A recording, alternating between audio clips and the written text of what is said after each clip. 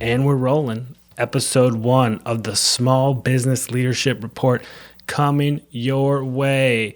Let me tell you a little bit about this Small Business Leadership Report podcast, video series, and what it's going to be all about and what the point of it is. My name's Casey Callanan. I am the creator, owner, and founder of Clear Contender Media. We produce web content, videos, anything that helps get your business's story told and anything that's going to be informative to the general public. That's what I help businesses create. I am a writer by trade. I'm a journalist by my original training. And I got into the marketing space and the communication space because I love to tell stories. I love to get creative. Every single thing that I want to do in business is get creative, tell stories. And that's what I love to do. Well, this is America, and I thought, the entrepreneurial journey is the answer. If there's not a job that you want available to you, go out and create it. That's the American way. That's what's so beautiful about living in this country. So that's more or less what happened to me after about 10 years or so working in marketing and communications. I hung my own shingle, so to speak. I opened my own freelance agency up to work with clients and do it one-on-one. No longer was a standard salary part of my life. It was all about me to create the business, make sure the record keeping was, on the up and up, make sure I had people that were interested in my services that I was in contact with, networking, all the things that it takes to get a business going is what I've been up to over the last couple of years since I launched Clear Contender Media. It's been fun, amazing, exciting, stressful, anything you can imagine as a small business owner so far. I've really gotten to experience it, and it's really been nothing that I would ever regret and something that I love to be able to do. Now, I thought that it would be really critical to take things that are coming out of academia, evidence-based studies, articles, all that great stuff that we just might not have time for as a small business owner, and create a podcast that discusses what we as small business owners can take from what's going on the academic level and how we can implement it into our everyday as small business owners. That's what the Small Business Leadership Report is all about. And my coworker is Dr. Michael Callanan. You'll meet him in a minute. Michael Callanan, quite frankly, is one of the most impressive men I've ever met in my life. And to be able to co-chair this podcast series with him is an incredible dream come true. So let me tell you a little bit about Michael Callanan and why he is the perfect, absolutely perfect co-host for me on this Small Business Leadership Report, where we are taking everything that's coming out of academia, all those things we just don't have time to study as small business owners, as we balance our books, as we work to make sure we have enough cash flow coming in to keep the lights on. I'm going to be able to talk to Michael and find out what's going on at the academic level that he's studying, that he's learning about, that he sees as a adjunct professor in human and organizational learning at the George Washington University in Washington, D.C., where he currently is a professor on the side of being a small business owner himself. That's right, Michael Callanan, our co-host, who I am going to introduce a little bit about right now. He'll join me for these episodes. He has his doctorate from George Washington University. He also has a master's in political science from Villanova University, and he has his master's in executive leadership from Georgetown University in Washington, D.C. He has not only that incredible pedigree in academia, but he's also been an executive director in the private sector, in addition to being a current small business owner. He is currently the principal of MC3, Michael Callanan Consulting. And in addition, from 2004 to 2014, he served as an executive director of the Electrical Training Alliance. That's the leading publisher of education materials for the electrical industry. And for several decades, over 70 years, they have been the only curriculum endorsed by the International Brotherhood of Electrical Workers and the National Electrical Contractors Association, also known as NECA. So the IBEW and NECA, this is the training arm of those two organizations. And just so much leadership on a practical level he has experience in business. And then in addition, he has those two masters and a doctorate, and is currently an adjunct professor. So he is on top of these things that are coming out in academia that as small business owners, we don't have time for, but we can listen to me interviewing him and get some takeaways. That's the point of this podcast. That's the point of this video series. So I hope you'll tune in, kind of have it in the background as you do maybe some of the small business tasks or as you commute to your office, whatever the case may be.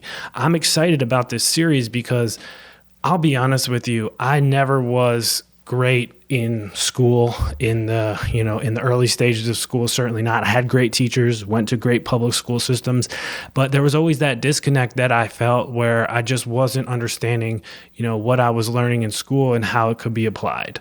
And so I kind of struggled as a student, certainly in my younger years. And then when I went to the university at West Virginia University, I found journalism and writing, and I was able to dedicate so much of my time doing something that I loved that I actually ended up thriving. And so I've always had kind of skepticism towards a lot of things that work in theory. And I have a chance now to interview Michael Callanan about these things and challenge him to tell me about how this applies to the small business owner who's, working in a college town, making sandwiches for a living, who's cleaning up restrooms and trying to do balancing books at 3:00 in the morning after a rowdy crew just came in to, have sandwiches. How do these things that my uncle knows so much about in terms of what small business leaders need to do to ensure that their businesses are thriving and, keep that small business moving?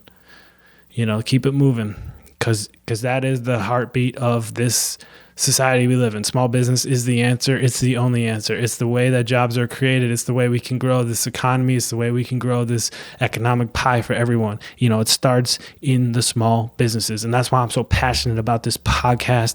And that's why I'm so passionate about what I do. I'm so excited for today's episode. And let's jump into it now. Hello, everybody. Welcome to this first installment of the Small Business Leadership Report. I am your host and small business owner, Casey Callanan, with Clear Contender Media, clearcontender.com. And I am joined today by Michael Callanan of the Callanan Consulting Company. And before we jump into today's episode on leadership and small business, I am going to have Dr. Callanan introduce himself and tell us a little bit about his background and why he's qualified to speak on today's subject. Well, Casey, thanks for the introduction. Dr. Michael Callanan, I'm the principal of Michael Callanan Consulting Company, a small LLC that I began several years ago to support organizations seeking to improve their organizational development by leveraging various leadership constructs. My background is fairly diverse, 20 years or so in the workforce development industry, 9 years as executive director of a not-for-profit organization that was charged with developing training programs and curriculum for young men and women seeking apprenticeship opportunities in the electrical construction industry. I had a small stint as the CEO of a online technical development company, but primarily work nowadays with companies, emerging leaders to try to leverage these leadership constructs to make them more effective leaders. So let's start out here. Why leadership? What's the assumption? We have a leadership problem? We've been thinking about leadership development, and a scholar from Harvard Business Review, Barbara Kellerman, wrote The End of Leadership, and kind of arguing that we spend at the time probably $50 billion a year in 2012 doing leadership development in the United States, and quite frankly, she argued we don't really have a whole lot to show for it. I would suspect that number these days, a decade later, from the original book she wrote, is probably 3 times that, and over $150 billion a year spent on leadership. So, a couple of the assumptions I think that could drive a series like this. The first one is that leadership matters. I think we all know that intuitively. All of us have worked on teams, we've worked for companies, we've worked in organizations that have had really effective leaders. And sadly, many of us have stories about working for those who have been less than effective as leaders. So we know intuitively that leadership makes a difference. The second assumption is, and I spend 95% of my time working with organizations, working with leaders, trying to improve their organizational development, specifically as it relates to these constructs around leadership development that we'll get into and have an opportunity to explore in this series. And I think many of the young leaders and some of the experienced leaders as well that I work with fail to connect organizational development, leadership development with the small business enterprise. They think somehow this is just for the big guys. This is just for the Googles, the Microsofts, and the large companies of the world. And I think they fail to connect that if they can figure out how to leverage change better, if they can figure out how to learn faster, if they can figure out how to build an organizational culture that drives outcomes and performance, it can work for them as well as it can for the larger organizations. And then the third thing is, I think many of us have fallen victim to these myths that have grown up and surrounded leadership. Many of us think, for example, that leaders are born. They're born that way, that they have these, innate abilities and skills. And therefore, why do leadership development? Because you either got it or you don't got it. Others think that, leadership has a way of just leaders rise to the top. The cream rises to the top. That somehow if we just set up the conditions, eventually the best leaders will rise to the top.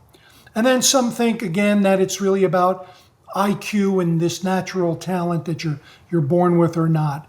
And I think many of these myths have gotten in the way of particularly small business owners from realizing that there's an opportunity for them to improve the outcomes and performance of their organization by focusing on development, leadership development, and leveraging these constructs.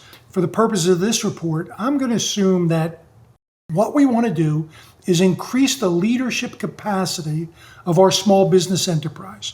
Now, whether you're a 5-person organization or a 50-person organization, doesn't matter. We are all interested in finding ways to increase our leadership capacity. Now, when I say that, people get really nervous. They think, I've got a small shop, I've got a small company, I'm going to have all leaders and no one doing the work. And that's not what we mean. One of the fundamental assumptions is that the world continues to change at an unprecedented rate. We actually describe your business environment, the business environment that small business owners operate in every day, as a VUCA environment. That's VUCA, right? And that means a volatile, uncertain, complex, and ambiguous environment. Now, I didn't invent that term. That term actually came from the National War College, and they looked at it many years ago to describe the nature of a battlefield. Well, think about over the course of the last year or two, what small business owners have been dealing with a global pandemic. We go through and just begin to think about the wake of that receding, and now we're facing, a global crisis in Ukraine. We're looking at incredible inflation. We're looking at extraordinary challenges to our supply chain. We're looking at the Great Resignation, where 44 million plus workers left the job place last year alone in the United States. These are real problems that apply to small business owners as well as the big ones.